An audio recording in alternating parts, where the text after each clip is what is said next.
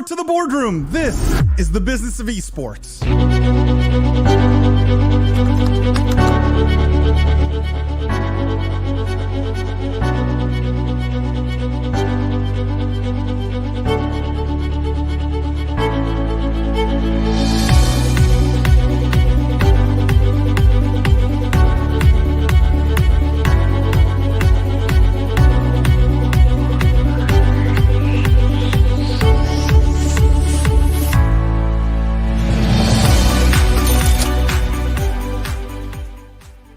As the prophet of esports, I rely on trustworthy and meaningful data every day. Data from our research partner YouGov offers the most complete view of esports fans and gamers in the world, providing context to who they are, what they think, the brands they buy, and things they do. YouGov's connected insights and research services inform strategy at every level. If you're a team, a brand, agency, or rights holder, you should be talking with YouGov. Their partners measure and maximize ROI and are telling compelling stories with data. Visit yougov.com/gaming-esports to learn more. From the keyboard to the boardroom, this is the Business of Esports weekly news show. I am your host, Paul Doalimi, and I'm joined today by my friends and co-hosts, Lindsay the Boss Poss, Jeff the Juice Cohen, Jimmy Barata, and Jimmy Mondel. For those of you who are new to the weekly news show, welcome. What we do here is we cover the most pressing gaming and esports topics and news of the week, but we look at everything through a business and C-suite lens. We dissect, we analyze the business implications of everything happening in the industry, and the best part about this live stream is we get to do it live with you guys. You get to ask questions, challenge us, get in our faces, all the things that make this live show that much more fun and interesting. And I know so many of you are lurking in and watching without saying anything. You're welcome to do so, but we encourage you guys to get involved, encourage you to ask questions. It makes it so much more fun. How is everyone doing this week? Lindsay, you first. You're muted. I know, sorry. I'm doing so well, recovering from our past weekend spent in Austin and in Vegas. It's been a lot of fun. Today was a good lazy day. I don't know if I can say the same about lazy day, but it is interesting to be back. Jeff, you look not tanned. What's going on? I know, it's the lighting. Somehow I spent the weekend in Austin, so I was out in the sun, as you're well aware. I'm good. This is better than last week. Last week I was stuck in the chat comments, like the rest of our viewers, and was furiously typing away because I had so many things I wanted to say and talk about. So I'm glad to be back here in the booth. I'm curious, for everyone who was at Esports Business Summit last week, and we were at the F1 race in Austin over the weekend, any big gaming takeaways? Let's start with that. Any industry takeaways for you guys? From the F1 race? Well, look, there were a lot. There were a lot. Yeah. First of all, a lot of streamers at that race. So we know we connected with SFan and Alinity, who were streaming from the race. We didn't meet up with Courage JD, who Courage was at the race also. He posted that he was there. And they had an entire F1 esports activation, which we took a bit of footage, and we'll probably publish it somewhere on one of our, social accounts in some capacity. But they had a whole activation there, right? People racing in full-blown sim setups with Fanatec gear and, the full-blown racing seats and everything, right? Like it was a proper sim rig setup and people racing. So there were definitely like elements of gaming and esports at the race that I had not seen really anywhere else. Curious if you guys had any takeaways from all this. I'll give one takeaway that's not exactly that, but I think just the experience of F1 and how much it's grown. I mean, I think it was something like 400,000 people were at the race this year versus something like 200,000 in 2019. So basically doubled in 2 years, I think largely due to the power of the Netflix show and kind of the creation of that content and the phenomenon that Netflix and really a well-tailored content and story plot around a sport can do, and that just leads me to think of maybe what some esports are doing well, some esports are not. Well, actually, most are not really doing that well. I think we've had this conversation in the past about kind of like should esports be more like the WWE? That's not a perfect example with F1, but I think just creating more narrative and just doing content really well is something that esports should do well. But I don't think a lot of the leagues, particularly some of the leagues that we like to talk negatively about a lot, have done it well so far. So that's my take. I mean, Jeff, it's a great point, which is like F1 has exploded in popularity in North America, a geography where it was previously not that popular, right? F1 was much bigger in Europe than it was in North America. And then Netflix makes this show, Drive to Survive, right. And all of a sudden, everyone's an F1 fan, right? Everyone's a Max Verstappen fan. Everyone's a Lando Norris fan. Almost no one's a Lewis Hamilton fan. But you get this phenomenon of like a ton of new fans coming into the sport. Can esports do this? Or is it just like, do we think that it's something about F1 specifically that allowed for this phenomenon to happen, right? That it's big dollars, it's, billions at stake. It's these 20-year-old drivers. Like, and as I'm saying it, I'm going, wait a second, like esports sort of has some of the same elements. Is it like, can esports do this? Do you guys, I'm curious, the rest of you, do you think esports can have its drive to survive like moment?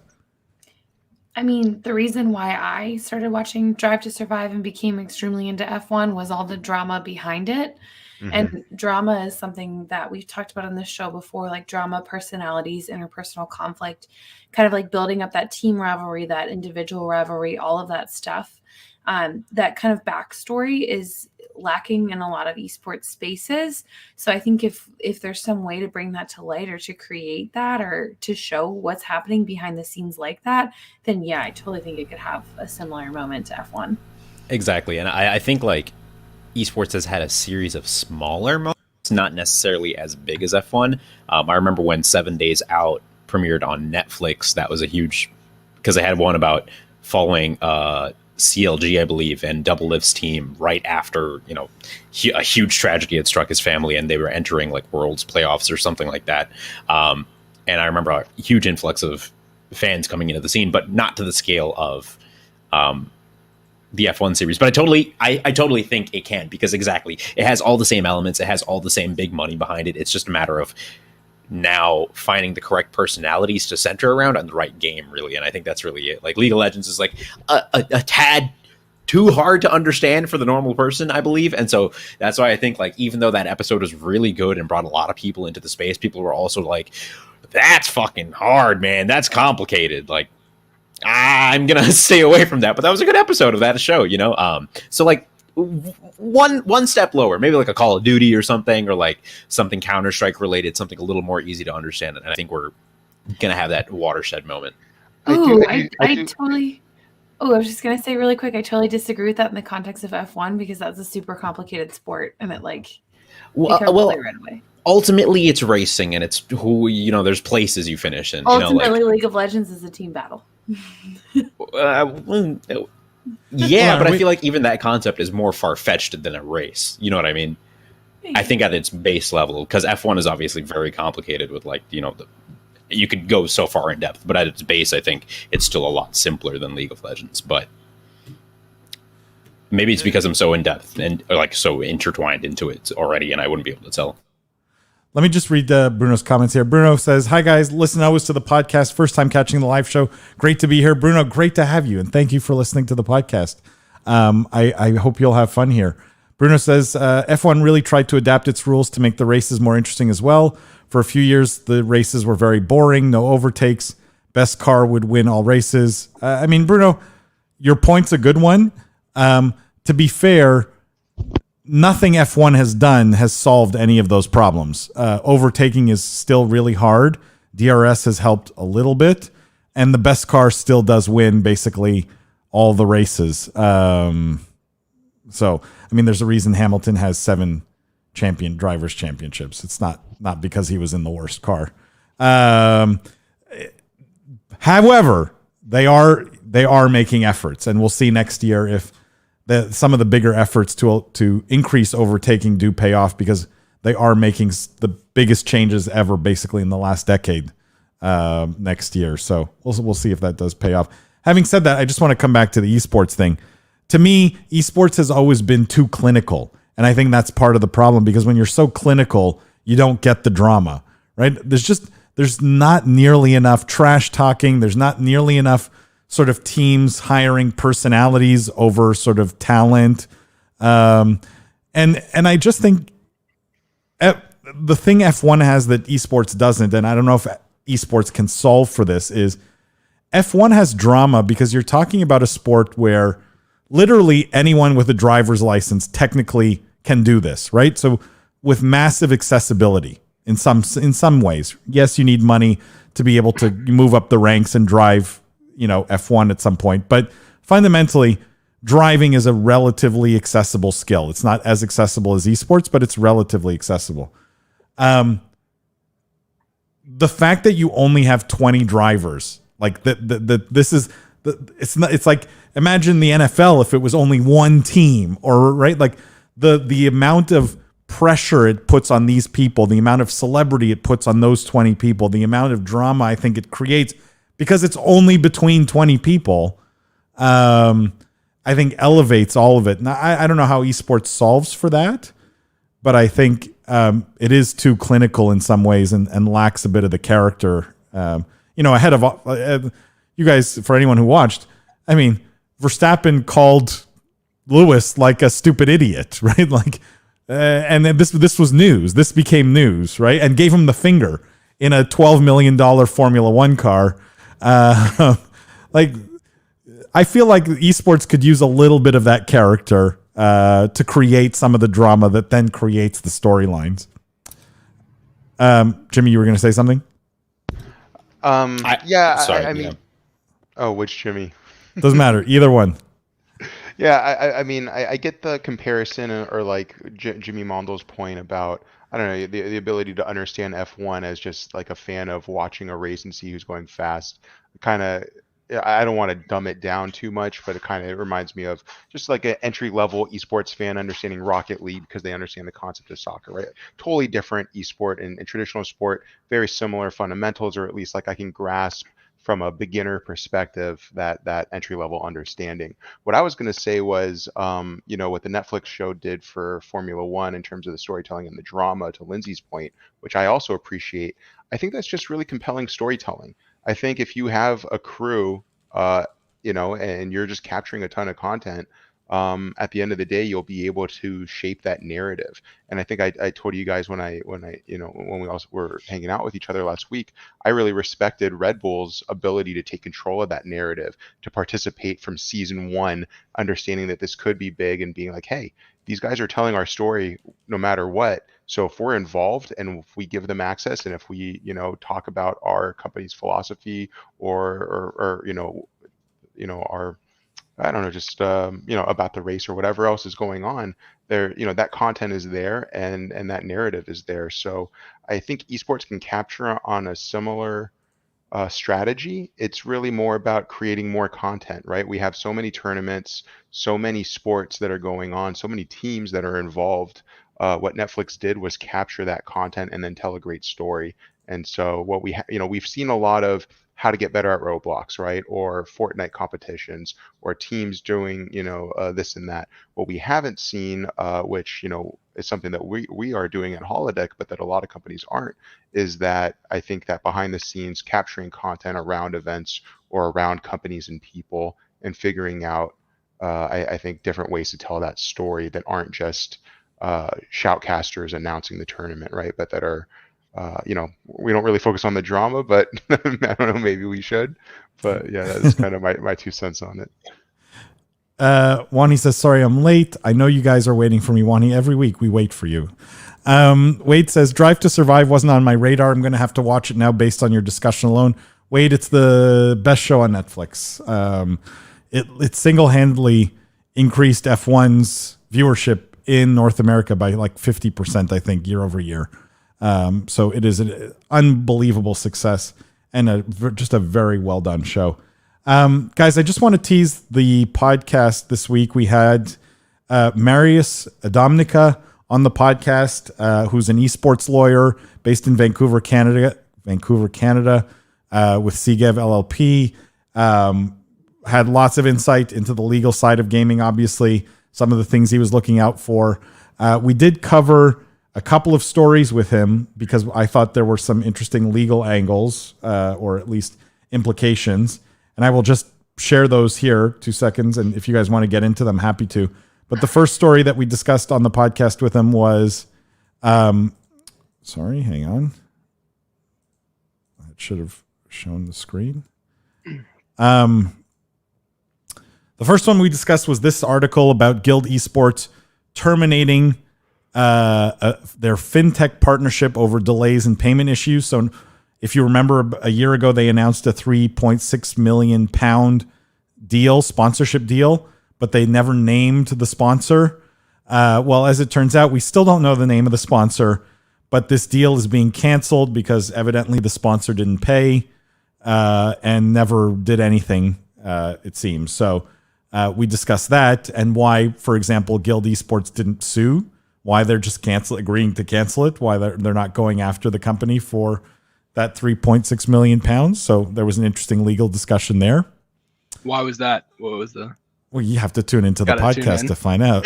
What's surprising to me... Yeah, that's fair. I'm always a few weeks late, so I'll be listening to that like on Thanksgiving. So the interesting to me, I mean, with Guild Esports being a public company, it's like, isn't there some risk to them? I mean, announcing a deal and then kind of like never getting paid and not doing the deal, it sort of opens up a little bit of risk to them in terms of if there was people who bought the stock after, after that was announced, and now I'm sure the stock has gotten hurt based on, this is a pretty big chunk of their revenue, I would think. So, yeah, Jeff, great minds think alike.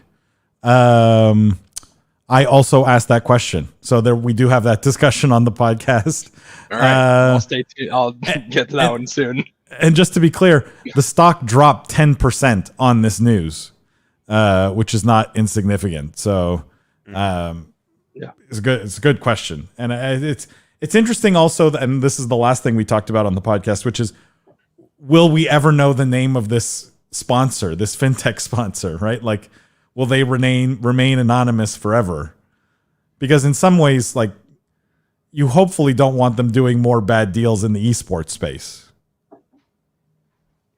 Well, it's interesting. I don't know. I didn't read the article and I didn't see the filing or anything like that. But the way this is written makes it seem like Guild sort of terminated the relationship and, maybe didn't get paid. But I guess the question could be, is it possible that Guild wasn't delivering what this fintech company, what was agreed upon in the contract, and thus that's why the deal was terminated, and that's also why they're not suing, because they didn't, provide the amount of eyeballs they said they would, or the asset.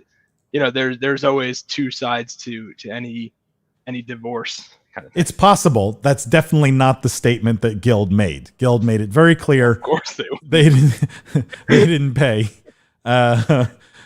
Let me just read Bruno's comment here, because we are going to get to this. Bruno says, how about the FaZe Clan SPAC news? Is the ultimate hoodie org really worth $1 billion? Bruno, I promise you, we are going to get into this today. It's on the docket for the news we're going to discuss today. And we're going to go in depth, I think, on this one, because I think everyone has strong opinions on FaZe's SPAC. Wani says hoodie org, LOL. Yes, that is... They are the ultimate hoodie org. Maybe them 100 Thieves, probably the ultimate hoodie org, but let me just tease this one last thing, guys, and then we'll get into some new news. The other thing we talked about on the podcast, Pokimane launching her own talent management and brand consulting firm called RTS. And so had a good discussion on that. I had some very strong feelings on this one, which I encourage everyone to tune into the podcast to hear about. I don't know if you guys have any thoughts on this or if you want to get into it, if anyone in the chat wants to get into this, but we did have a long discussion on this news on the podcast? No? No. Speak now or forever hold your peace? Wani says StarCraft and Warcraft are RTS. Yes, this is true. That is Not the brand. your consulting firm. Well, that's the whole point of the branding, What does it right? stand It's for? a real-time strategy game. Like that's the whole point, man. They're just like it's not they're like anyone's initials. It's like No, I'm pretty sure it's the play off of real-time strategy. All right, that's pretty good. Mm-hmm. It's a clever name. I think it's pretty good. I think it's pretty good. I think it's a clever name. The name is the most clever part of this announcement. Is Ouch. also what I think. Okay, let's move on. Let's do some new news. In other words, news that we didn't cover on the podcast. And let's start with a bit of a surprising one. I promise, guys, we're going to get to FaZe. You're going to have to stay tuned. You got to build. That's it, right? And this article, I think, may surprise people. The headline here: Xbox Game Pass subscriptions miss Microsoft's target. What they're saying is Game Pass subscriber growth was up 37%, but the company had set a 48% growth goal. That's over the last 12 months. And in the company's prior fiscal year, from mid-19 to mid-20, Game Pass subs were up 86%, exceeding a target of 71. So the most recent figure we have is they have 18 million subscribers at $10 or $15 a month. But clearly growth is slowing, right? So they grew at a 38% rate versus the 48% goal. Any thoughts on why Game Pass subscriptions may not be hitting Microsoft's own internal targets? Has it been overhyped? I'm curious what you guys make of this. Should we all be writing off Xbox Game Pass now? No, I wonder if it's a function of the supply shortages with the Series X too. People just not being in tune with what Xbox is doing because they're still waiting for a console. That's a really minor thing, but I have a feeling that that's contributing at least. I see some agreement with you in the chat. I think that point makes a lot of sense, but I wonder, does it say in the article how their hardware sales did? Because if their hardware was below their expectations, then it makes perfect sense that, so the way you would model it, right? They probably have a hardware forecast and then some sort of, attach rate to that of subscriptions.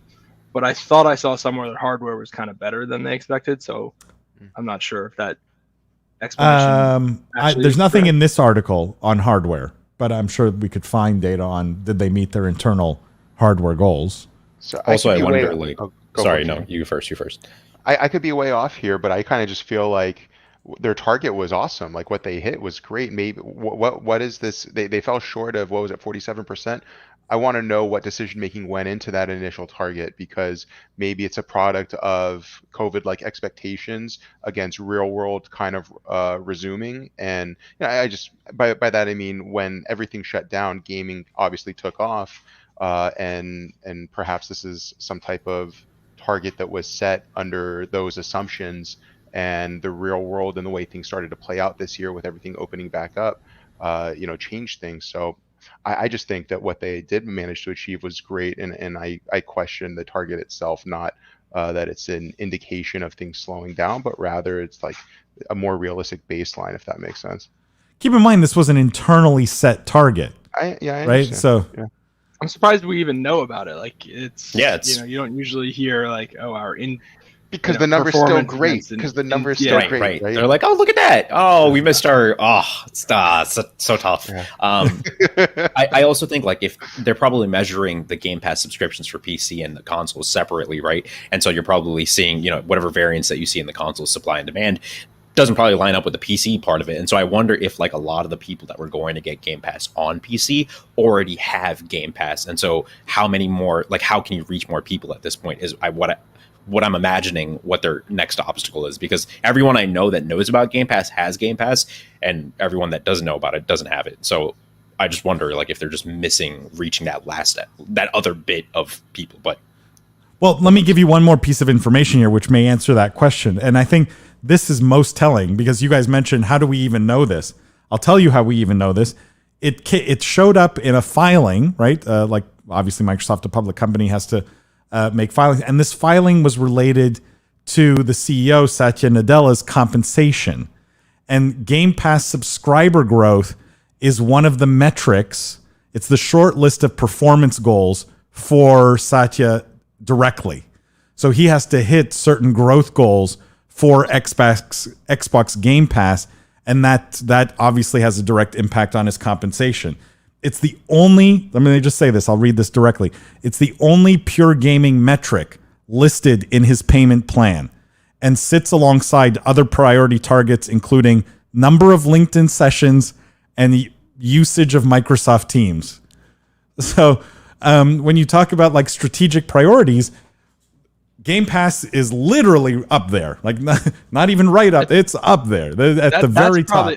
Honestly, Paul, that's a great point. I think that if we're taking this story entirely, that point you just made matters so much more, so much more interesting than the number versus what the internal target is. Particularly now that I know that it came from something like a proxy like that, where a lot of times that internal goal, like to hit certain payment metrics, is not what the forecast is, or not what, it's like this would be a stretch target. And if we hit 50% of it, you get 50% of the pay. If you hit 100% of it, you get X. So like, it's not like this was what they expected and then they did way worse.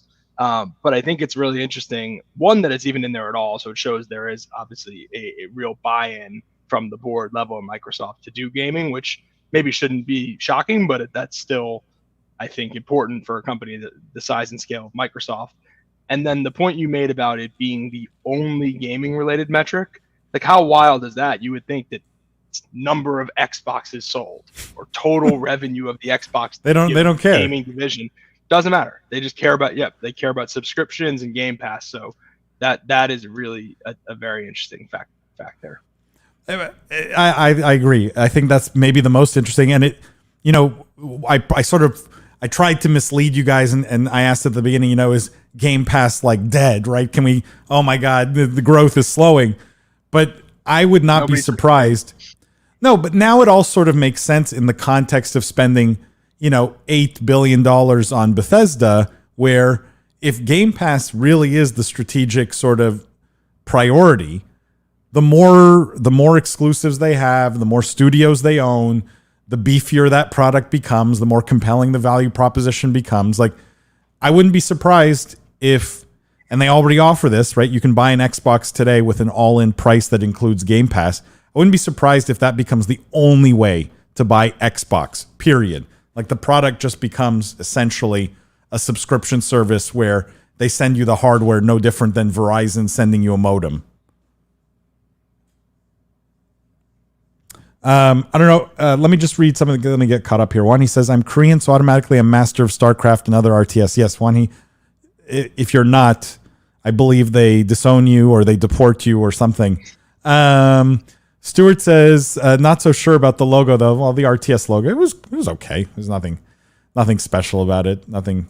Alex says, of course it's slowing. We can't get our hands on next gen, which was Lindsay's comment. And Bruno says, can't grow more because people can't find consoles to buy. Yeah, there's definitely supply chain problems.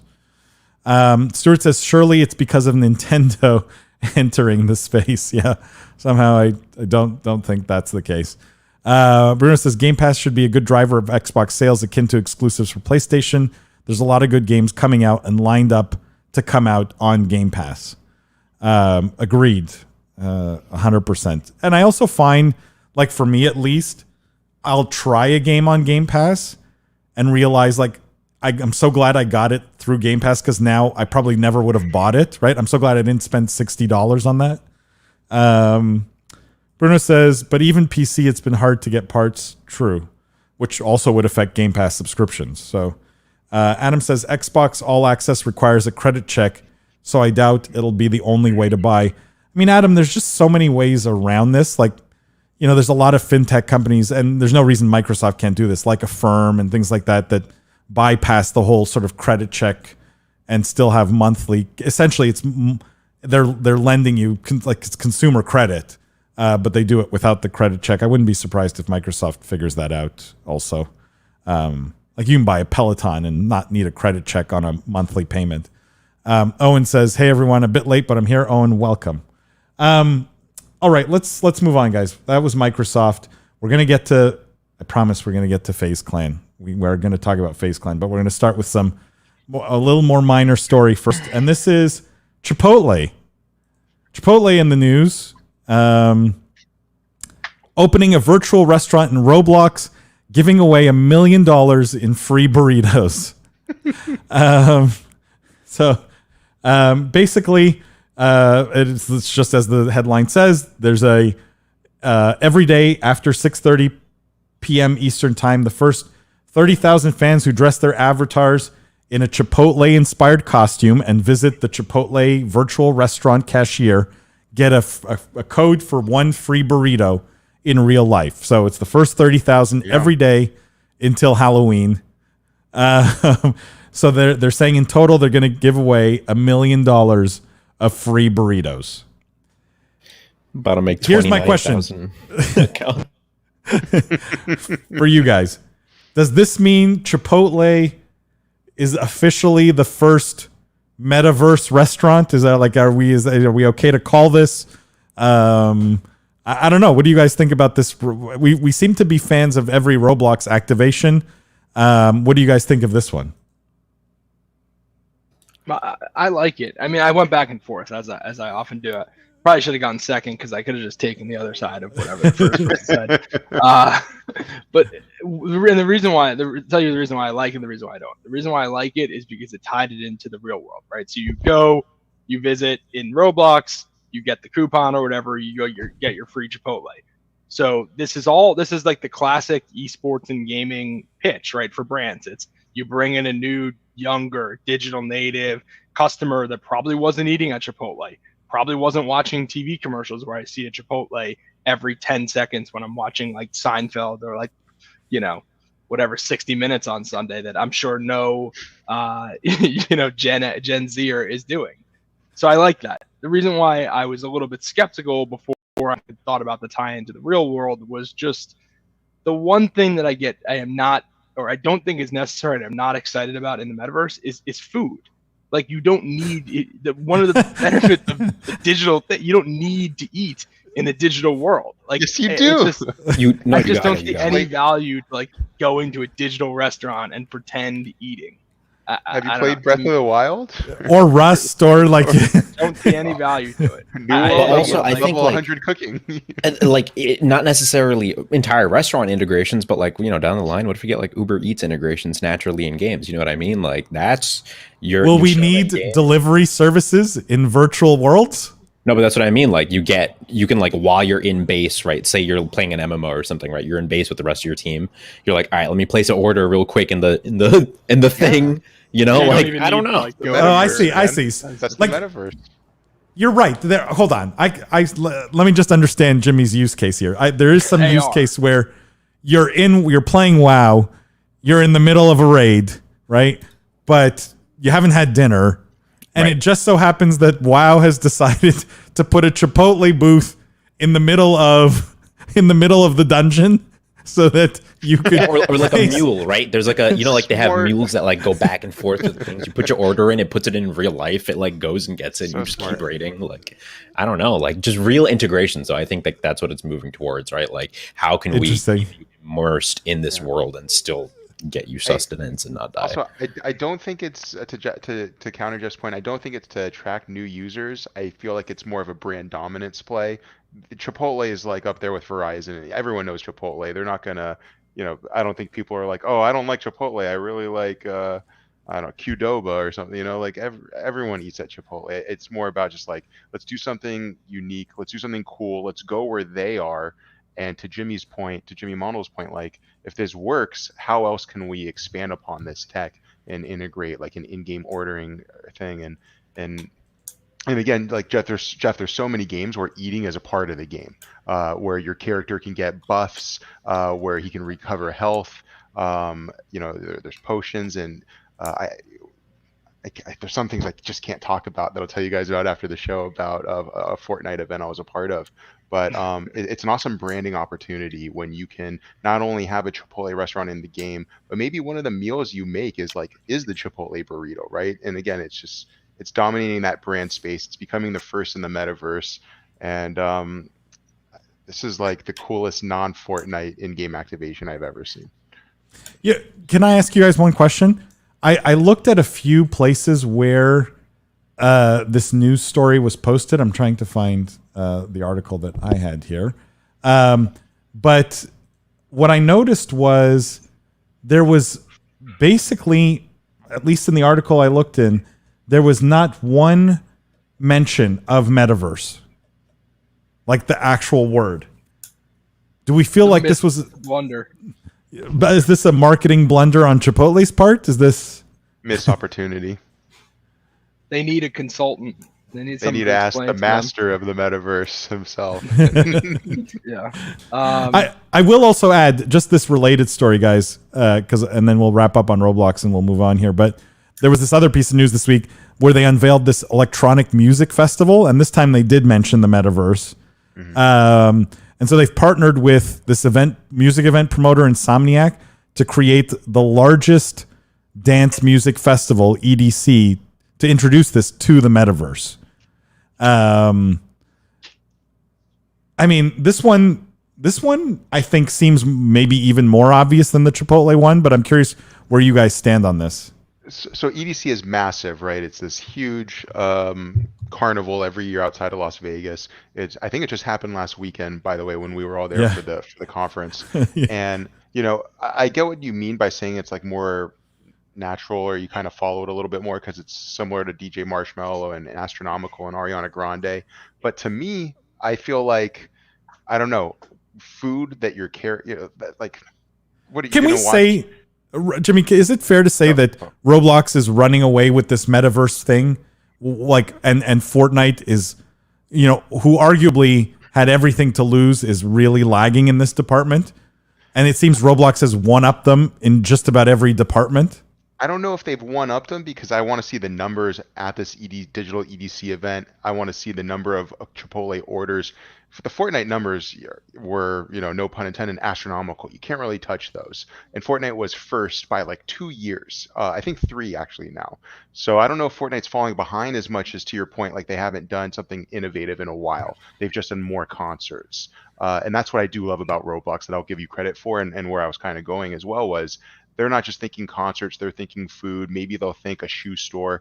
I want to get to some of these comments in chat, because Stuart, in the GTA comment are particularly interesting that I think we'd like to dissect a little bit.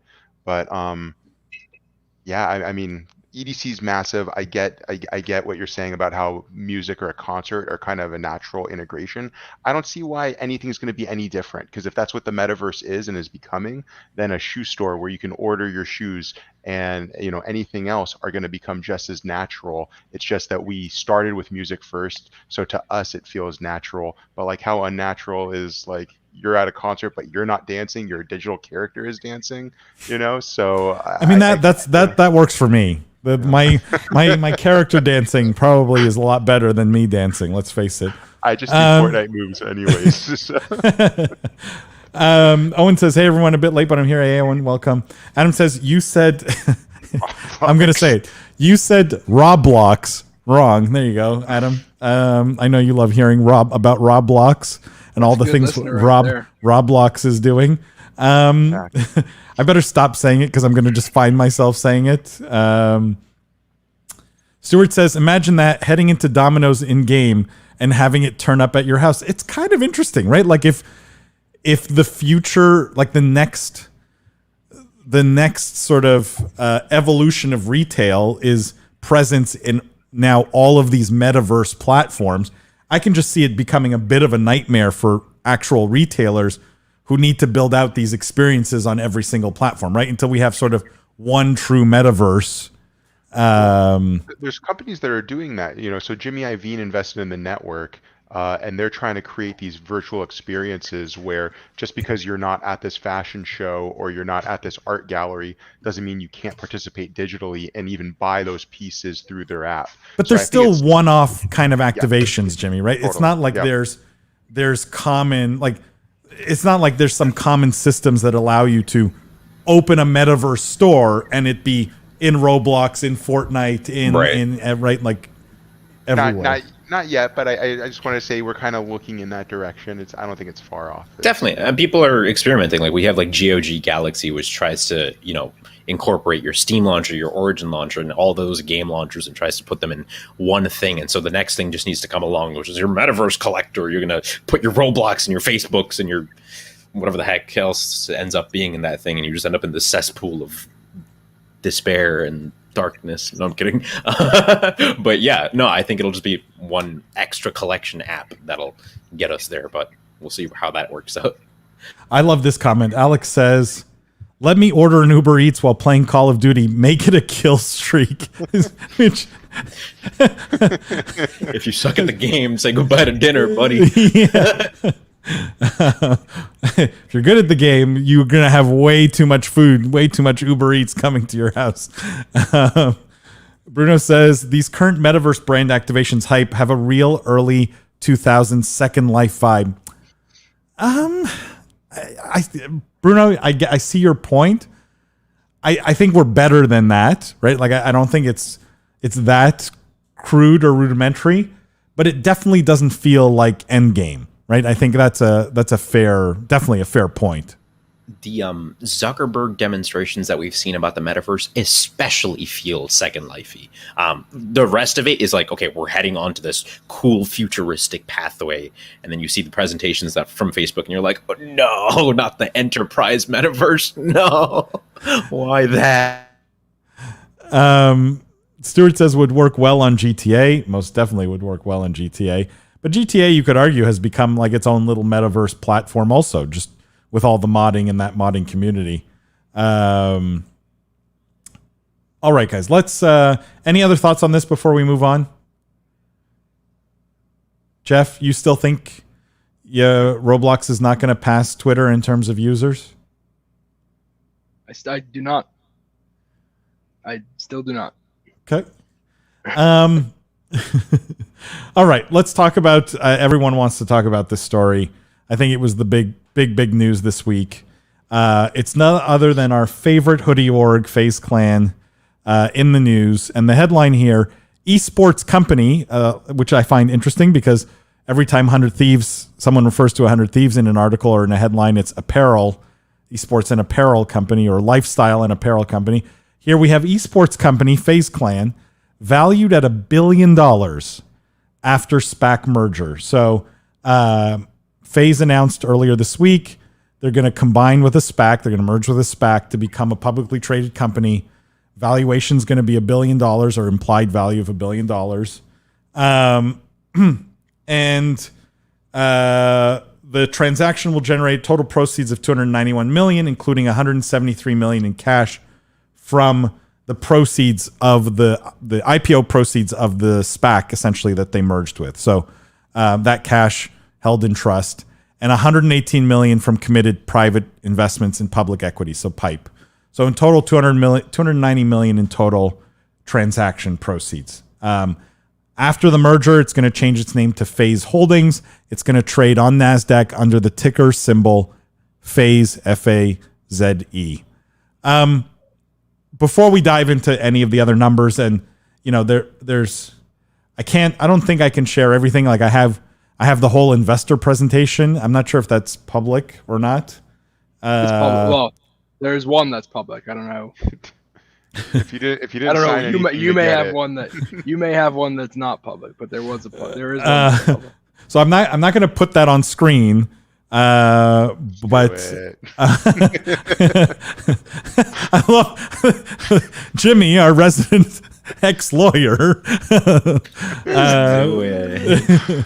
just love the drama. I have all the numbers, I have all the data, but big picture, right? And I think Bruno asked this earlier: is FaZe worth $1 billion? I definitely want to hear Jeff on this first, but I'm surprised you're not. Oh, and I just got word that the presentation I have is okay to go public with it. So I will say I was asked this all week long, and I pretty much gave the same advice to everyone, which was, well, I don't want to give stock advice since I'm not qualified on the show. I personally am not interested in this as far as putting my own money here. I have a lot of history with FaZe, and it's a very strong brand, but it's very brand dependent. And I feel like if anything were to come out, or anything were to not just come out, but rather it could be heavily influenced by what's in the news that week. And for that reason, I'm kind of staying away from it. I have a question for you guys, since there's some, especially Jeff, like investor, Jeff and Paul, and all of you actually, investor experts in the room. But what does going public do, and what are the benefits for FaZe? Well, can we let me just go, Jeff? I'm gonna let you answer that in full.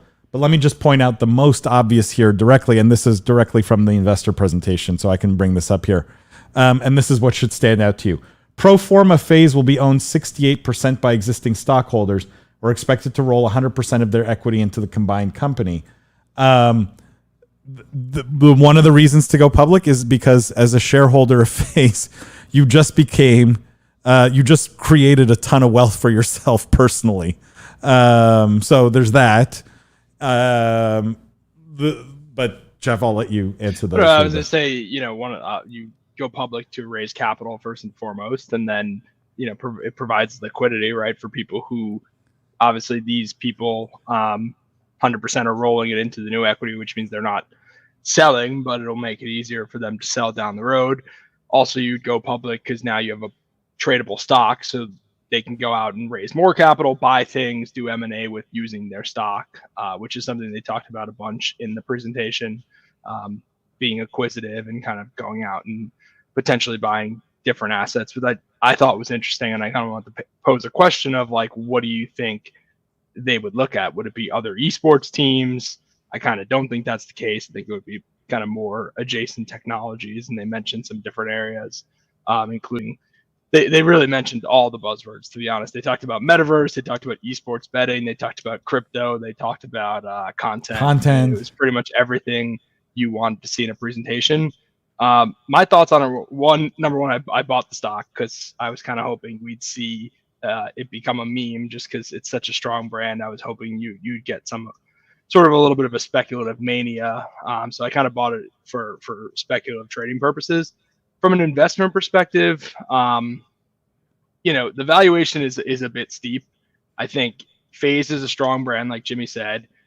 Esports teams, we had sort of been calling this on the live stream and the podcast for a while, that we were going to see a big esports team go public. I think we, mentioned it numerous times. Like every time we talked about that Forbes list, which, as an aside, those Forbes guys are probably feeling a bit better about themselves in terms of valuation. We pulled that up a bunch of times, and it was like, oh, 300 million for this team, or 500 million for that team. And we always kind of like maybe scoffed at it a little bit. Well, now we have a concrete example of a team being valued at $1 billion. So I think that's pretty good validation for the space. But just getting down to the numbers, Paul, if you pull that page you just had up quickly, not that one, the one that had the overview. What I wanted to get at was they talked about multiples. So it's not that one. It was the one you had up before. I think they talked about basically they're doing 50 million in revenue and they're losing $20 million this current year. So to be valued at $1 billion, that's fair. Yeah. I was talking about more the transaction overview page, but it doesn't matter. This has the revenue numbers as you pull it up. But this second bullet here. So they're looking at it kind of on a 3-year out basis, right? So they're saying, oh, it's trading 4 times revenue of 2023. That multiple is not crazy if it was like a 2021, 2022 number. Just looking that far out is a bit aggressive, I think, in my opinion. You're paying 20 times revenue. It's only doing 50 million in revenue. That's, to me, a bit steep when you look at what kind of like sports teams typically trade at. So for that reason, I do think like I would be a lot more bullish on this deal if it came out at 300 or 400 million. And then you could say, look, I think, in the next year or two, this could really be $1 billion company. And there you get your 2 or 3 times kind of, exit, or, as a shareholder, your return. I just think if you're buying this at $1 billion, you need these guys to become the next Dallas Cowboys, like literally, which I'm not sure I'm willing to underwrite that as an investor that's going to happen in the next 2 or 3 years. That's my take, at least. So let me answer. Let's get to some of these questions and comments here. Stuart says, excuse my ignorance here, but has FaZe made money? Well, the beauty is we now have all this data. And if you look at their financials, did I pass them? They did about 50 million, or they're doing 50 million in revenue so they this did, year, and they're losing 19 million. Yeah, so they're expecting to do 50 million in revenue in 2021 and lose 19 million. They don't show any previous years, but there's no way they made money in previous years, Stuart. So no, FaZe has not made money, and that's why they've continued to raise these private rounds over and over again to sustain the business. Christopher says, do it, show that 3% esports/gaming revenue. Well, the breakdown is interesting, right? Because for 2020, they showed 3 million in revenue from esports and gaming, right? Is that correct? 3 million. Now, to be fair, like, does that out of the total 38? So it's a bit more than 3%. I think it's like 10%, right? But I guess, Chris, is that surprising? Because I guess esports and gaming probably includes like winning, because the rest of them, like, you would expect a team to make most of their money on the other categories, like brand sponsorship, advertising. I think you're brand sponsor was the biggest, right? At 17. I think Chris is making a joke like, oh, they don't even make money on esports. It's like a hoodie org, which is probably true. But I think for this esports, they're probably talking about like tournament winning. So like it's not surprising that that's a much smaller piece than like advertising, to me at least. I was surprised how much they're making on content, frankly, because they separate that out for whatever reason, content from brand sponsorship. It's a third of their revenue for 2020. I thought that was interesting. I think FaZe is one of the few teams that's, focused so heavily on content. Like, I think they are. As much as we've seen them not find a lot of competitive success in the last couple of years, like YouTube is their game, and YouTube and Instagram, they've got on lock. Like, I have a thought on that, and I don't know if these are defined here, but is it possible they have a big roster of content creators, right? Like, is it possible that brand sponsorship is anyone like, okay, Nike signs a deal with FaZe, like pays them X million over this period of time. That's brand sponsorship. But content is like, whatever Kyler Murray like streams and gets like subscribers or whatever, like Twitch revenue, that goes into the content bucket. What's interesting is maybe even hoodie org for FaZe is not a fair assessment, right? Because if we look, and let's look at the easiest to view bar where they see the business in 2025, right? If you look at consumer products, there's no number here, but this light gray area that my mouse is over is a relatively small piece when you look at the size of the other bars, right? Like, hard to say hoodie org if they believe hoodies are only sort of this relatively small section. It seems like they're expecting far more revenue from what they're saying is M&A. Who knows what that's going to be? It's kind of a big red flag. that is potentially a big red flag. And content looks like it's the second biggest bar, right? So they're fundamentally not even they're maybe not they're a media company then, essentially, based on that. If you look at the breakdown here, not a hoodie org even in this context. It's crazy too, because that's how, FaZe Clan, like, even it, forgive me for prying, but like the name of the deck is Project Trick Shot. Like FaZe Clan back in the day was all trick shots and content and YouTube kids. Like, it's crazy that they've managed to continue that sort of branding into this day and age and still find that sort of success on such a wide scale. They were never really a competitive team. I mean, they got into competitive esports because esports was like this buzzword for the last 3 years in the gaming community. But like, to Jimmy Mondle's point, FaZe was a trick shot group. It was a lot easier to just post these cool sniper kills and then grow a following on YouTube than it was to do anything else. They weren't a hoodie org. They were a content community. Whenever I would talk with Lee Trink and Greg Selko before he started XED and others over there, and I would ask about intents to expand into this esport or that game, they would always kind of brush it off and be like, we're really focused more so on content and media. That's our bread and butter. So it doesn't surprise me that that's a focus here in this deck. What is surprising is it's so much larger than I anticipated, because we do focus a lot on the hoodies and on the other things that are more funny and fun to poke at. But to be fair, butter. They're still saying they're going to sell $50 million of hoodies in 2025, which is a lot. It's a lot, right? They're saying their hoodie business is going to grow. What is the math here? 7x? Seems hard to believe. It seems somewhat questionable. They say they're going to do 178 million in revenue from M&A, and they're saying 3 acquisitions to be identified in the future. That's an oddly specific revenue number, given that it seems the targets haven't been identified. And then the last comment I would have here is just that, the growth in some of these bars feels like, again, like everything has to go perfectly, right? Like 10x more than 12x the revenue on content in the next 4 years feels fast. It also feels like that fintech story that apparently got backed out, 3 years later with this unidentified partner. So are we going to see another one of those? Oh, remember those projections and that revenue? That's not happening, and we're not listing what the target was anyways. Having said that, I think the flip side of this is if you have investors are obviously buying into this story. I think it shows the power of kind of that media business story, right? That there's clearly excitement around these kinds of stories. People believe that the next gen media companies haven't been built yet, and maybe FaZe is one of them, right? That I think this is part of the excitement around this.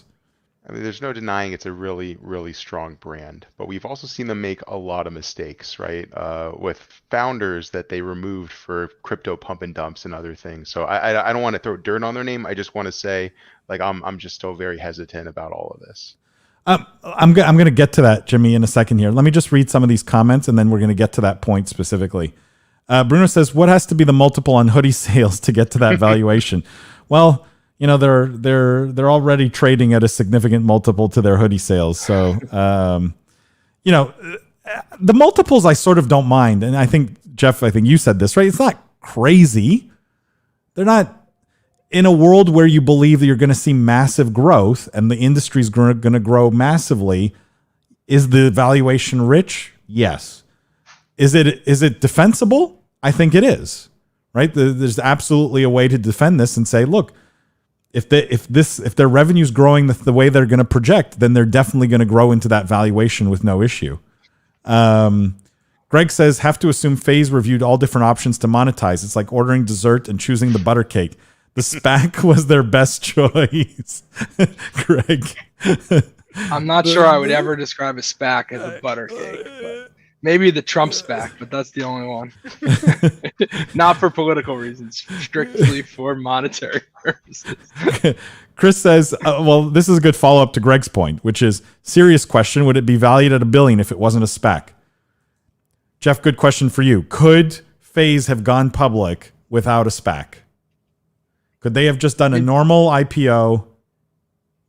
Given like the current landscape around SPACs, which is a little bit negative, like SPACs had a massive boom earlier in the year where it kind of almost, to some extent, I think overtook IPOs as like the preferred route to go public, even though historically it was not.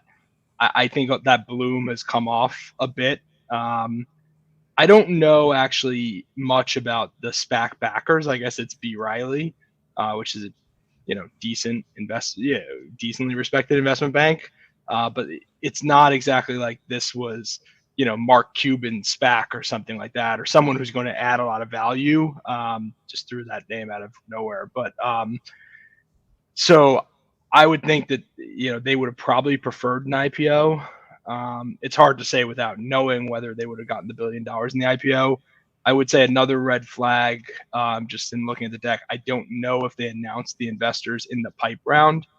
I think that's typically something that gets announced, and the quality of the investors in the PIPE round is usually something that people look at to say like, hey, these guys have institutional support. And the fact that they didn't announce like, hey, Tiger Global and Wellington and KKR, whoever, invested in the PIPE, kind of leads me to believe that maybe it wasn't the best quality investors in that PIPE, or that the PIPE's not committed or something like that. And to be fair, maybe all that's in the press release and I glossed over it. So if that's that is the case, strike that from the record. But I didn't. It wasn't, Jeff. Which is important. I think is important. So, are you saying then that the SPAC feels like to you this was a plan B for them? Probably, yeah. Or opportunistic. Maybe they hadn't. The beauty of a SPAC is that it's a quick route to go public. So, I mean, it's possible that this SPAC was just looking for assets and kind of went to FaZe and was like, hey, we'll put $1 billion valuation on you, get you public. And FaZe was like, wow, well, we had been looking to raise capital at a $600 million valuation, but that sounds a lot better. Like, let's go do that. So maybe it was just opportunistic on FaZe, but I doubt they were both evaluating an IPO and a SPAC and chose, willingly to go down the SPAC route. Let me just read some of these other comments here. Alex says, didn't Luminosity reach $1 billion in valuation after they acquired Vancouver Titans? Alex, not Luminosity, Enthusiast as a whole, but definitely not Luminosity specifically. And now Enthusiast, their stock has taken a bit of a beating. Their market cap's back down to around $500-600 million, I think. So this is definitely the first standalone $1 billion esports org. Not Luminosity. Chris says they rightfully describe themselves as a lifestyle and media platform, which I respect entirely. I mean, Chris, it's hard to call themselves an esports org, to your point, when so little of the revenue comes directly from that. And I think the media company story just sells better right now. I think that's just the reality. Stuart says they're really looking at content for revenue growth according to that projection. Absolutely, Stuart. To me, that's the big takeaway, which is content is the biggest part of this story. Content is the crux of this entire story. And I love to see it because that's the bet we're making here at Holodeck is on content. So it's good to see that people are getting excited about it and that we're getting these kinds of valuations on businesses that I think are also very interesting. Stuart says, and potentially vulnerable then to changes in the deals of those platforms as revenue sources. Yeah, I mean they're dependent on the platforms like social platforms and things like that, and wherever they distribute their content. But fundamentally, I think there's no one big risk factor there. The risk factor, Jimmy, to your point in this deal, and it's obviously not in this presentation, is FaZe has a checkered history, has a checkered past. And as a private company, it's sort of easy to get away with that, right? You're not beholden to anybody except, the shareholders of the company. And even that, there's no rule that says you have to do anything for them, right? Here, as a public company, as a NASDAQ listed company, a lot of the dirt may see the light of day, and a lot of the stuff that maybe is going behind the scenes that's not 100% kosher, that's been rumored or that's made the rounds of the gaming news cycles. If that comes to light from a NASDAQ standpoint, from an official regulatory standpoint, this may be very bad for business for FaZe. I guess I'm curious if you guys think, Lindsay, maybe to you, is there long-term risk as a public company that they can't act like the FaZe of old, right? Like they can't do complete nonsense and get away with it. They can't play fast and loose anymore. I don't know if I see that necessarily as a risk or as a wake-up call to start start creating a better run or maybe more profitable business. But I definitely think Jimmy's initial point about that was very salient. And we've seen like the sort of the rise and fall of FaZe in the media, depending on what the news is like that week. And that's certainly, as looking at it from the investor perspective, that's certainly not something that I would be a huge fan of, but this might be what they need to turn around that kind of culture. Because a couple big stock hits is really going to motivate anyone who's an activist investor to step up and try to pull in the reins on the company. Alternatively, they could do it internally. They might not even need an activist investor to make them want to pull the reins in and make smarter decisions. So I guess my hope is that they do find a way to run a profitable and find a good system that works for them. But the way things are going, or the way things have gone prior to becoming public, it makes me nervous for what's going to happen in the next couple of years. Is anyone surprised that as part of this, and this is the last question I'm going to ask on this, and then we'll move forward, guys, but is anyone surprised that they didn't add someone else to the management team, or like someone with more public company experience, a more steady hand, maybe, as part of this transaction? Like that, is anyone surprised that the management team seems to be the same exact group of people that have, I would argue, not run this poorly, clearly, because they have $1 billion valuation now, but have spent a ton of investor cash to get here, have sort of made a bunch of very public missteps along the way.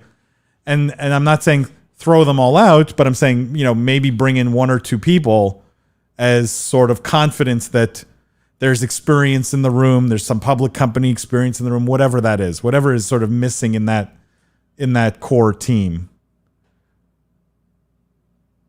I think it's an interesting point. Kind of, I guess, maybe speaks a little bit to I don't know any of these guys, so I don't want to talk about their character or experience.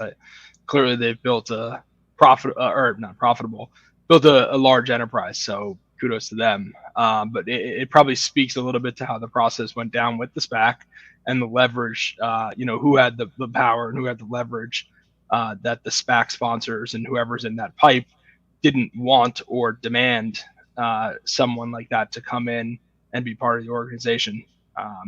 Either they trust these guys and are obviously they do because they're betting on them, but or these guys had the leverage where even if it was suggested, they said, well, no, we don't want that. We don't want that. So I would guess, and this my prophecy here for what it's worth, half the management team 2 years from now is not at the company anymore. Whether it's because they can't operate the same way they've operated previously, or because they've taken their cash off the table and there's no interest in continuing to work at FaZe, right? Like, to me, it's one of those two things, but I have a funny feeling this management slide looks very, very different a year or two from now than it does today. And then the question will become, does the coolness of FaZe survive if you change half or 3/4 of the people on that slide? Yeah, I completely agree. Like, I really think that I don't know anything about the business or the financials behind it, right? Let me make that very clear to anybody watching. But I do think that the 5 to 7 members of FaZe Clan that they're putting on this board are probably the founding members that want to just get a cut and just be out. That's what I'm imagining. It doesn't, knowing them and like knowing their Twitter presences and YouTube presences, I can't imagine that they're on the board for any financial reasons or for their insight and business prowess. But, maybe I'm wrong on that, but I do believe that 2 years from now, they'll bounce and then they'll have an entirely new FaZe Clan leading the way, which is what they're developing now with their younger audience and reach out in Fortnite and things like that. So I think, I agree with you. And I think that's what's going to happen for the future. I am excited to see FaZe Food, though. That is on this slide here, just FYI. So, food is coming in 2024. FaZe Food, FaZe Peripherals, FaZe Retail. So we should be seeing... there's NFTs and the NFTs that solves. That's where all the content dollars are coming from, guys. It's selling the NFTs. All right, let's move on. Just a quick word, guys, before we get to the next story. The Business of Esports, this live stream, this weekly news show is supported by YouGov. They're a leading international research firm that supplies the very best data on gamers, games, and esports fans around the world.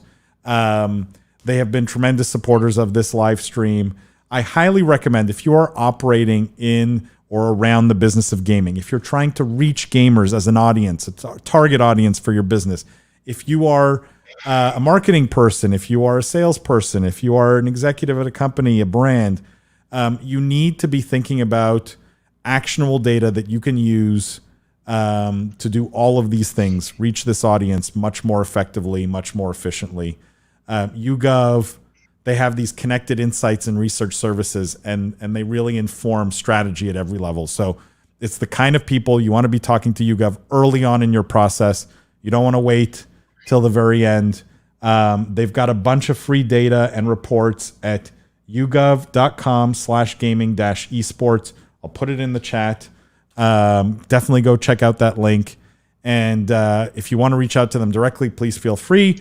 Or you can talk to me, reach out to me or to Jimmy Barada, and we can connect you to the right person at YouGov, and are happy to do so. But very much appreciate their support. So go check out yougov.com/gaming-esports. All right, guys, let's we are not going to get to all these stories. So we have a choice. Do we choose one or two, or do we do a lightning round? You guys want to do a lightning round? Lightning round. Lightning round. Whoa! All right. We love the lightning round. I need a noise. I need a noise for that, right? I need You gotta something. pick steal Kramer's thing. The lightning round.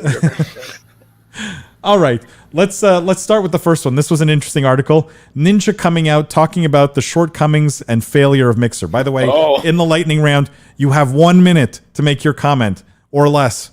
So in this article, he talks about primarily that they did a pretty bad job with requiring Microsoft accounts. That was, I think, one of his biggest complaints, that you needed a Microsoft account to sign up, and that prevented a lot of people. He said they did do a better job with the underlying tech, though, and zero latency. And he said there was a lot of bureaucracy, that anything Mixer wanted to do, they had to run by Microsoft, and it could take years before any change was implemented.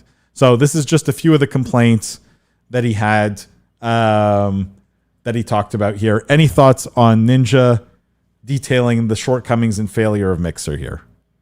By the way, he also mentioned that he had to stream like 10 hours a day or more every single day just to maintain numbers that were even relatively close to his Twitch numbers. I just feel so bad for him making 30 million in a year over this terrible deal and this terrible company that he hated. Like, are you kidding me? I'm more surprised that he's actually talking about this and that this isn't barred by some document. Honestly, I don't think he can say anything negative about his experience with Mixer, and no, I mean that's just me kind of being, I think, more of a character for the show. Like, interesting that they're, not surprising, interesting, but again, he made out all right. So I'll probably go for it, Jimbo. And it's just like, bro, like we knew this the whole time. What kind of? Thanks for saying it. We knew. That's why nobody used it. Like, what? This is not no secret to nobody. Like, what? Thanks for finally admitting it. The next thing we need to do is to get him to finally admit that his performance at Times Square was god awful. That's the next step. But, we'll get there eventually. Yeah, I mean, I agree. I hate to give the same take, but it feels a little bit like, the guy or girl who got divorced and they're doing really well. They have a new, significant other, got a promotion and like doing really well. And then the other one's like, terrible and gained all this weight, and you just start talking bad about them. It's like, well, you're kind of winning the divorce. Like, why do you have to throw dirt on them? Having said that, from a business perspective, I think it is interesting, some of the comments he made around bureaucracy at Microsoft. Not at all surprising, but it would be interesting to hear some examples of maybe things that he proposed or the team wanted to do that didn't get done because of Microsoft's bureaucracy or, stifling innovation. I think that would be more interesting than just be like, oh, stuffy Microsoft, we couldn't do all the cool things we wanted to do. It's like, well, what did you want to do? Yeah, I think it's actually, I mean, he's such a mega star and Microsoft is such a big company. I still think it's interesting to get the inner workings and the backstory on both, even if it seems a little obvious. So I think it might have been exactly what we thought it was, but I don't really get a bitter vibe from this or anything. I just think that this was a growth pain for Microsoft, and hopefully they, in their next gaming endeavor, can figure out something a little bit better. All right, let's move on to our next one, guys. Lightning round here. And if you don't want to chime in, you don't have to. I just want to get through these quickly. League of Legends Worlds 2021 finals to be broadcast in cinemas across Europe. Now sit back, relax, and enjoy the World's finals experience. So pretty self-explanatory.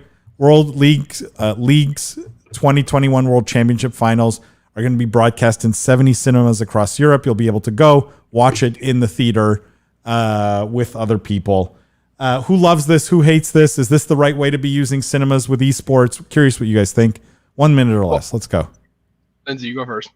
Okay, yeah, I'll start. I think this is awesome, mostly because I know League does a lot of really cool stuff in Worlds. That's kind of I think it would be a really great experience to see that on a huge screen. I've watched their YouTube videos of the opening ceremonies. I think it's really cool. I think that this is a good chance for fans to go out and experience it in a much bigger live, or not live action, but a much larger format that's probably much more congruous to actually being there than watching it on a laptop. So I think it's cool. I agree. I mean, I think this is a good activation for cinemas to get, the esports demographic in, get people in maybe on a night where they wouldn't be in, get people back to going to the movies, tie in with gaming. I think it's a great idea. I know Heather Blair with the Cinema Esports Association is working on some stuff like this and kind of crossing over physical and digital and, getting this esports demographic into movie theaters. I like it. Guys, my view on this is very simple.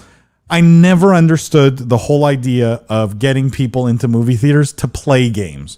It made no sense to me, right? Like the latency with these screens is horrible. Like, how do you wheel the gear in? You could only do it with consoles, really. Like, playing games in a theater made zero sense to me. This makes a lot more sense for the movie theater, right? Way to get fill seats, probably on nights where, it's otherwise a bit more empty. And makes a lot of sense because you get, 100 people in a room who all want to watch League. And it's, I'm sure, a very fun experience. The reality, though, is for League, this probably doesn't move the needle at all, right? Like 70 theaters is what, like, at best, 7,000 people or something like that. Like, for a tournament that will get like 100 million people watching. Right. This is not like, and oh it's my God. Like, the vibes are kind of weird, right? Like if you're going to be watching a match with two teams going up, like if you're watching a football game, you want to be like standing or maybe with a drink in your hand, like cheering, like talking to people. You don't really want to be sitting semi-quiet in a theater. Dark theater. Yeah. Guys, people. Someone gets up, blocks the screen. Like, Jimmy, you haven't been to one of those theaters where they serve beers and chicken tenders? That's the one. I don't know if Jimmy's old enough to even drink. That's what I mean, bro. But this is what I'm saying. Like, this is my people. No, but I think it's cool. Like, why not have it at theaters? But just the vibes. I would rather go to a bar and watch like a match. Seems more part for the course, but it could be cool. I'm curious if the theaters are paying for it, because to me that would make sense to be able to broadcast these things because they benefit more. Wade says, I'd like to go to that. I do agree it's cool, Wade. It'd be a cool way to find others with similar interests. Also agree. All right, let's move on, guys. This one's a cool story. Tencent to establish gaming studio believed to be related to Metaverse. Supposedly Tencent is going to make a big bet on the Metaverse, and they're looking to build what they call an advanced gaming studio for that specifically. The code name is F1. It'll be under Timmy, and that they're hiring dozens of employees for projects that are obviously Metaverse related. So Tencent not letting Facebook run away with this Metaverse thing from the sounds of it, right? I don't know if you guys have any other conclusions from this, but Facebook is not going to be the only Metaverse player. My only take from this is like, Jeff, go ahead. Duh. Like, I don't even know like what we have to say. Like, it's like, did we think Tencent wasn't going to have a Metaverse play? Right. So that's the only reason why I'm not like having a big reaction. And just on the Facebook part, did you guys see Facebook is investing $10 billion in this Metaverse? Like, they are putting their money, where their mouth is. Think about it. They're investing $10 billion. They said they're renaming Facebook too. I mean, that is insane. That was definitely a big part of the conversation last week. When I look at Tencent hopping in here now, I'm like, great. So, I mean, cool for anyone in North America, Europe, etc. But like, they're going to create a metaverse for all their Chinese users to hop in for their limited 1 hour on a Saturday, and then get banned from like order. Like, how am I going to order my Chipotle when I'm banned from a metaverse because I've already spent my 2 hours of the day? So they got to do something because that stock's taking a beating. And this is definitely the right move. We've praised Tencent in the past, but that was before regulatory issues changed in that part of the world. So I don't see how this makes a lot of sense unless they're expecting another change or a change back, or I don't know, or to tap into their other markets. I think Ian, you bring up a great point, right? With with the regulations the way they are in China, who owns Roblox? It's its own company. It's public. Roblox It's its own thing. Is it like they so? do Okay, partner so with and Tencent in China, I think. right, and you have Epic Games and Fortnite, and that's all Chinese money too, and they're all developing metaverses. Maybe they're just coming out with that solution for these multiple metaverses because they already own all this shit anyways. They're like, we're just got to put it in a box and then present it to our audience on a Saturday afternoon for 1 hour. But you know what I mean? Well, we praised Tencent so much on this podcast. Was no one just totally underwhelmed by this? It was the second most underwhelming story of the week next to the Pokemon one. And because fundamentally it's like Facebook comes out, says we're changing our name. We're spending $10 billion. We're hiring 10,000 employees. And Tencent's response is, we're going to call this thing F1. We're going to hire a couple dozen people. And we're going to do something with this metaverse thing. It feels a little lackluster, a little half-hearted here. Do they really buy into this? I don't know. Is this, again, just kind of a reaction? Don't you think that they could just be holding it closer to the vest too, though? I mean, they've undergone a lot with Chinese regulators in the past. True. But if you're going to mobilize 10,000 Chinese developers, I feel like that's hard to hold close to the vest. Right? If you're hiring 10,000 people to, you know.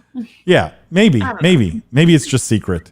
Let me read these comments quickly, and then we'll move on. Wade says this would be great at Alamo Drafthouse. Well, I was going to bring up Alex's point here. Buffalo Wild Wings does show esports, and they did say they were going to show more esports at their locations. Okay, let me just. I'm going to skip that one because that one's not that interesting. We got two more here in the lightning round. Two quick ones. This one's Sony patenting a technology that enables stream viewers to kick players from games. It's totally self-explanatory. I don't even need to read you any more of the article. If you're in Twitch chat or whatever, people can vote to kick people who are in the game that they're watching from the game. Anyone think this could be total disaster, or is it genius? I'm ready. I want more Hunger Games style games, man. Like more audience interaction. Just mess with these people constantly. The top streamers, put them on an island. Let's make it happen tomorrow. I'm. But you could imagine how this really is going to be hard for big streamers, right? Oh, awful! Imagine being XQC. You can't play anything ever again. You just get kicked. You get paid to get kicked off of games. That's going to be your job. Have fun. Like you can play Xbox, I guess. Yeah, right. Lindsay, you had something to say? Oh yeah, this is gonna be totally awful, but also really fun. There's not gonna be an in between. There's not gonna be like, oh, we pulled it up and it was average. It's gonna be like that was the worst or that was the best.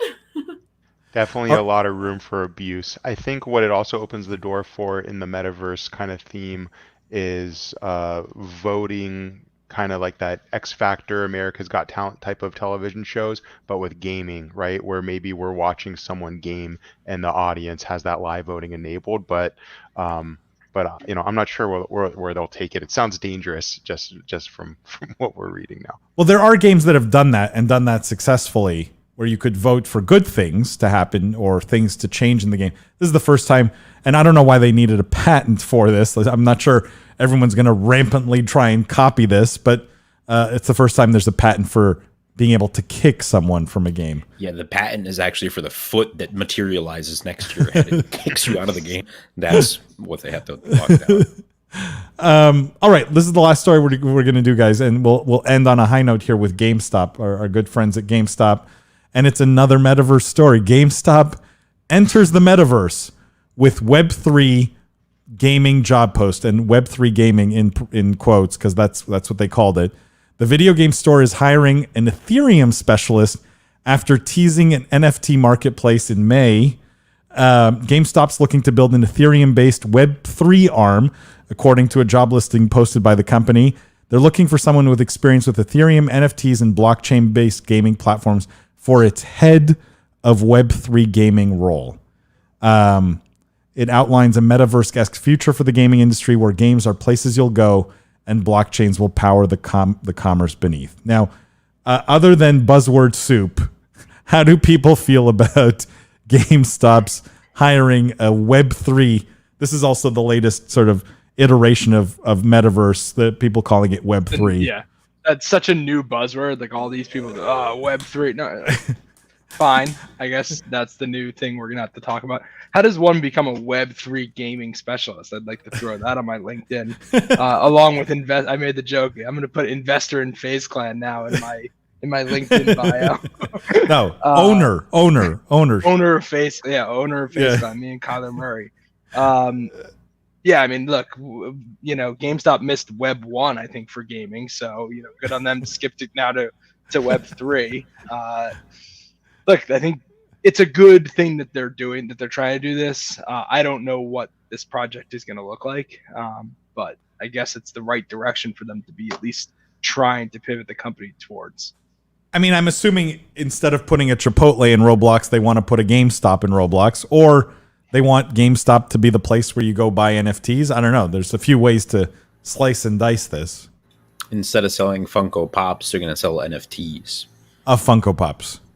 Exactly. I can't think of a way to incorporate it in a smooth way, but yes. Jimmy, Lindsay, any thoughts on this before we wrap up here? They got to do something, or that stock's going back down to $4 where it belongs. Yes, that's all I could say. I was gonna say at least they're trying something. Is this just lip service in your minds then? This feels like press release only. I mean, it could. There could be something there. This isn't what I think of when I think GameStop. Sorry, Lindsay, go for it. No, same thing. Like I feel like we have the same. Like they're doing something. They have to do e-commerce at some point in some way. I guess this is it. Guys, I'm going to wrap up this week's show. We do have to do this because it's everyone's favorite segment. What are we playing this week? I will give everyone an out. If you were out of town this week, and I know most of us were, instead of saying what you played this week, because chances are you played nothing, it's what did you learn this week? That's even more difficult. Right. Is it more difficult? What did I learn? I can't think on the fly like that. What I learned. Last time Jeff over here has learned, man. No, I'm kidding. God, I'm just so smart. Like I learned, last time I learned was my days up at school in Boston. You just came out full of wisdom. That was intentional. That was intentional. I don't know. I can start. Go ahead, Lindsay. I went to a really awesome panel with two people from McLaren who at the Esports Business Summit who are working on the crossover between kind of gaming as a form of marketing and racing. And it was really awesome. So it was really cool to hear from them and how they're utilizing things like Twitch streams and games and having their drivers actually do interactive kind of media and content with their audience as a way of bolstering their own fan base. And so that was a really cool talk. And I am looking forward to see more of what McLaren does. Very cool. Jeff, come on, you can think of something here. You're Madden. the juice. You played Madden. I've been on the road so much. I mean, the last two and a half weeks, I've literally been in Vegas twice, Austin, and then Atlantic City. So like today, I literally need to like sit down and put my brain back together and figure, because I have been on like 5 different panels, watched 100, and have been at literally 5 different conferences. So, and met so many different people. So I literally need to sit down and be like, okay, what have I actually learned? But I don't have anything right now in this segment. Yeah, just so much. Jimmy B. That's a cop out. That's a cop out. I played Madden. I led with that. I learned so much. I learned a lot about Formula One and respecting the race. I learned a lot about the Austin community. I learned that butter cake tastes so much better when Jeff's not around. Yeah, because I don't eat it all. And I played a lot of mobile, which Paul will. I thought he was gonna force mute me. Clash Royale, for anyone else that plays, they just released a Heroes mode, and it's pretty cool. So I'm very, I wasn't able to play New World, but I got back into Clash, so I was happy about that. Jimmy M. Found success on TikTok again this week. Woo! Nicely done. Yeah, no, so that was good. Yeah, we're just messing around with a lot. By the of way, stuff. follow us on TikTok. Where can they follow? Where should people follow us? TikTok, Metaverse TV. You can't miss it. There's lots of great stuff happening every day. Lots of videos. Probably like 5 or 6 videos go up every single day. So stay tuned. It's a lot of good stuff. Apart from that, yeah, we figured out a new way to do our thumbnails this weekend. It's working fantastically. So that's cool. But I played some Diablo 2 Resurrected when apparently there's hundreds of thousands of people playing Diablo 2 at the same time. And so Activision has put a queue into the game. I don't buy their bullshit. Yeah, I don't buy it at all. There's no way that enough people are playing New World that are playing D2R that you need a queue. There's no way. So I'm kind of furious at them for that. I didn't get to play for a lot of the week just because there was queues that wouldn't move. The servers weren't working. On console, you can't even make private lobbies anymore. And they're just not addressing it. I think they made their money and they're out. It's the 5th highest selling game of September. So I think they're done. Other than that, it was a good week. Yeah. What did I learn this week? I will say, I'm going to probably do a short video around something I talked about on my panel at Esports Business Summit this week, because I'm so fed up of hearing the word authentic and authenticity that I want to change the narrative around that word in gaming and esports. So stay tuned. I'll probably record a short little video on my thoughts on that, and I don't know if we can get some of the footage from the conference itself, but I have a whole bunch of other ideas on that. So that's one thing that came out of the last week for me. Yeah, and I think just for anyone who's not following us on all the Business of Esports socials or some of our other social accounts, we have a ton of other content that we're starting to put up very regularly now. Betting related, like esports betting related content, daily news content, like not just business news, but gaming news in general. And so there's, I would really love for fans of the Business of Esports and those of you who consume our content, if you go check out some of the other stuff, would just love feedback on the other stuff. If you guys are loving it, things you want to see, things you'd love to see done different, your feedback is always super welcome, and we love doing this. So make sure to follow us on all those socials, guys. Like Jimmy said, Metaverse TV on TikTok. We're putting up a ton of content there, but also just all the Business of Esports socials everywhere you follow us. That wraps up this week's weekly news show, guys. Thank you all who showed up, everyone in the chat, Lindsay, Jeff, Jimmy, all of you guys. Thank you as always. Stay tuned for the podcast this week. We're sorry last week's episode took so long to go live. It's because we were all out of town. So definitely check out both episodes, even though they're both dropping this week. And as always, we will see you guys next Wednesday.